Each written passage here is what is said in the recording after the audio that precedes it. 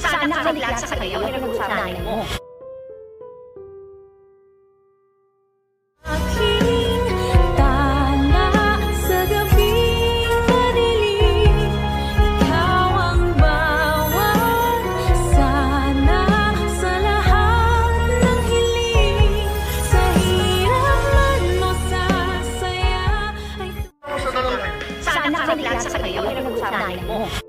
Ay, grabe talaga nangyayari ngayon sa abot kamay na pangarap na kung saan ipinakita na nga ang episode para bukas. O ito yung teaser. Kung saan nga ipinakita dito na itong nga si Annalyn, si Doc Lyndon at si Zoe is naggagala sila, magkakasama sila. No? Actually, excited nga talaga itong si Annalyn na isama talaga itong si Zoe kasi nga komportable siya pa rin dito kay Zoe, no? Kasi mabait tong si Annalyn eh. Sa kabila ng lahat ng nangyari, sa kabila ng nalaman mismo ni Annalyn na si Moira na nanay ni Zoe ang may kagagawa ng lahat, lalo na dito sa pagkaka-kidnap ng kanyang lolo. Pero talagang masaya talaga, makita mo talaga na mabuti yung kalooban nito ni Annalyn. Di siya nagtatanim ng sama ng loob. Pero paano kayo pag nalaman niya yung totoo, no?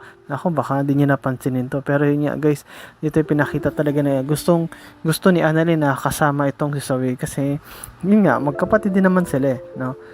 Kahit doon lang sa ama. Pero yun nga guys, kasama rin nila si Lyndon ang kumbaga ito yung parang naging tour guide nila na kung saan lagi silang pupunta kung saan, lalo na dito sa Nagoya. Ini-enjoy lang nila ang lahat hanggang sa makapunta nga sila dito sa may bandang castle, no, na kung saan pwede nga daw doon mag-wish ng kahit na ano na gusto mo, na baka sakali dinggin yung panalangin mo ng Diyos. At yun nga guys, makita natin ito na humihingi ng panalangin itong si Annalyn at kahit itong si Doc Lyndon na sana maging okay na yung lahat at yung mga gusto nila is matupad. At hanggang sa sinabi nga ni Annalyn mismo kay Zoe na, Zoe, ikaw, pwede ka mag-wish since nandito tayo sa castle. Kahit na na baka sakali is pagbigyan din yung wish mo. At nag-wish nga dito si Zoe kahit napilitan na, at sabi nga niya na sana all things will be alright. Then naging masaya din si Annalyn, pero sinabi nga nagparinig nga itong si Zoe na kaso lang medyo kainis yun kasi you are there, no, na tapos biglang nag-walkout tong si Zoe, no, kasi talagang maldita to at talagang pinariringgan niya ito kasi nga hindi niya lang masabi, pero nakasama niya na sana ni Zoe ang mama niya, pero dahil nga dumating tong si Annalyn, hindi yun totoo, no, hindi yun natupad. Kaya medyo humahanap pa ng paraan tuloy ngayon si Moira kung paano niya makukuha ang kanyang anak at maisasama ito paalis punta ng Pilipinas para makatakas ulit. Pero dito pinakita nga guys na itong nga si Giselle is kausap pa rin niya itong si Dax at tinatanong kung ano yung mga nangyari at ano yung mga nalalaman niya. At sinabi nga ni Dax na umamin siya mismo na si Moira mismo yung nag-utos sa kanila, na kung saan nga nagulat nga itong si Giselle kasi anong sinasabi niya. Ngunit sinabi nga mismo ni Dax na kasi si Balahadja lang yung boss ko at si Balahadja lang kumuha sa akin, hindi ko alam kung bakit nasa Japan tong si Moira. Ay yung kasi tinanong ni Giselle bakit nasa Japan si Moira, ngunit wala tayong nalalaman tong si Dax. At sinabi din ni Giselle na so totoo na ikaw talaga at si Moira nag-utos sa'yo na pumunta ron sa bahay ni Don Carlos para kidnapin si Lynette. Then sumagot ang straight itong si Dax na naman, si Moira talaga nag-utos sa amin, walang iba. At talagang na-confirm yun, no? At na-confirm din. Actually, medyo nagulat nga itong si Giselle kasi yung kumidnap sa tatay niya, si Don Pepe, is iisa lang din pala kasabwat itong ngang si Dax na kumidnap din kay Lynette, no? So, mabigat na kaso ito, guys. Kumbaga parang double count of kidnapping at talagang mabigat to. Walang bail pa naman to, pero willing talaga na magpakulong itong si Dax, no? At yun nga, sinumbong niya talaga na si Moira ang kanyang master o pinaka-mastermind. Pero si Zoe is hindi niya binabanggit, kahit itong si Doc Carlos hindi pa rin niya nabanggit.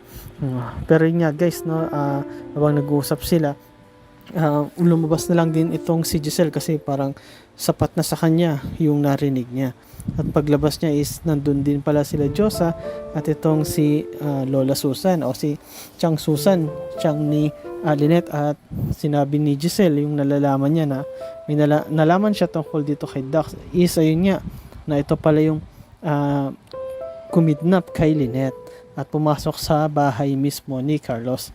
At habang sinasabi niya, bigla namang pumasok itong si Carlos na tila galit pa. No? Sabi niya, anong narinig mo o nalaman mo tungkol dun sa pumasok sa bahay ko o yung kumidnap dito kay Lynette? At nagulat doon si Giselle kasi nga bigla itong pumasok. Ngunit sinabi ni Giselle na alam ko na kung sino ang nagtry na kumidnap dito kay Lynette. At ang nagutos ay walang iba kundi si Moira. At ang kumidnap is ito ngang si Dax na kumidnap din sa aking ama. At makita mo dito na kunwari nagugulat-gulat itong si Carlos at kunwari wala siyang nalalaman. Pero sa totoo lang, alam niya yung plano na yan at alam niya yung mga nangyari. No? Hindi lang siya kasalita kasi nga madadamay siya. Pwede rin siyang makulong katulad ni Dax. Katulad din ni Moira kapag nahuli na ito. Kaya nga tahimik lang ito at sinabi niya na buti naman at nahuli na siya at gusto ko rin sana, excited din ako na itong si Moira is mahuli din. At yun nga guys, no, pinakita dito na nasa Japan tong mga to, itong sila Zoe, RJ, Lynette at itong si Doc Lindo, no, na kung saan nga magkakasama na sila ngayon naghahanap sa kay Moira, no. Pero dito habang nag-uusap sila, talagang pinag-usapan nila si Moira at ito napaka-comment tong si Lynette at sinasabi nga niya na nakakainis talaga yung Moira na yan. So sa lahat ng ginawa niya, kumaga deserve niya yan. At sana sa lahat ng kamalasan na ginawa niya sa buhay namin, buhay ko at buhay ng mga tanyag o nating lahat is sana bumalik sa kanya. And yes guys, marami pag sinabi itong si Lynette, no, at biglang nag-comment na o nag-react na mismo ang anak ni Moira na ito ngang si Zoe. Then sabi niya, teka, mami ko pa rin yung pinag-uusapan ninyo. And then yes guys, nagulat din sila, no, kasi talagang napasalita na o pumalag na itong si Zoe. At sabi nga mismo ni Lynette na, teka lang, akala ko ba nandito ka sa Japan is para sa amin, para kampiyan kami at para mahuli din ang mami mo. So bakit ngayon is tila pinagtatanggol mo siya? Yes guys, di na rin natin masisisi itong si Lynette, no, kasi nga talagang bad trip siya dito kay Moira at di rin naman natin masisisi din si Zoe na ipagtanggol niya ang mami niya kasi nga mami niya yun eh.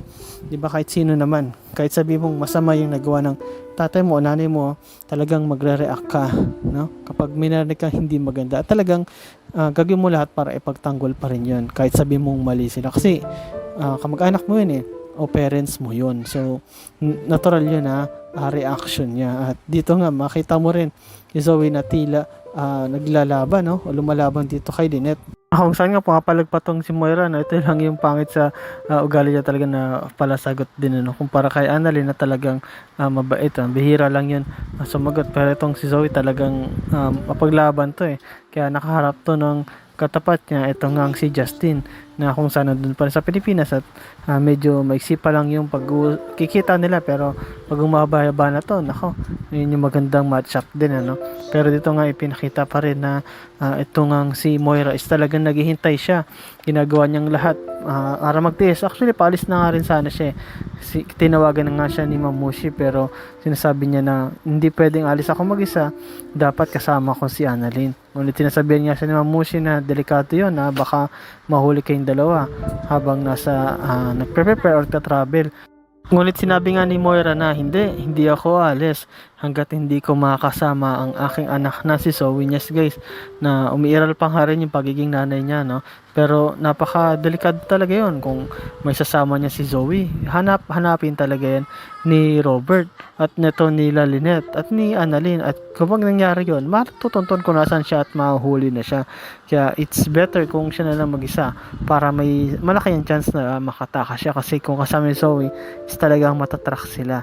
At yun nga guys, no, abangan natin yung talagang bukas ano yung mangyari, no, yung pinaka-full episode nito na kung saan ito bang si Annalyn is makikita na ba niya talagang totoong liwanag at pangarap niya, o baka patuloy pa rin itong ma-stress kahit nandun sila sa Japan na para sana sa training lang. At ito namang si RJ at itong si Lynette, mahanap na ba nila kung nasaan si Moira? At itong si Zoe, amin na ba na nakakausap niya ang kanyang mama Moira dito sa Japan. At si Moira kaya, makakatakas na ba talaga ito sa pamamagitan ni Ma'am Moshi? At ito namang Apex, kamusta na kaya? Babagsak na ba ito sa pamamagitan ng ginagawa nito nila Eric at Justin? Yun, yes guys, salamat sa pag-inyo sa akin channel, sa inyong pag-like at pag-comment. Ingat kayo palagi. Yun lang, bye-bye.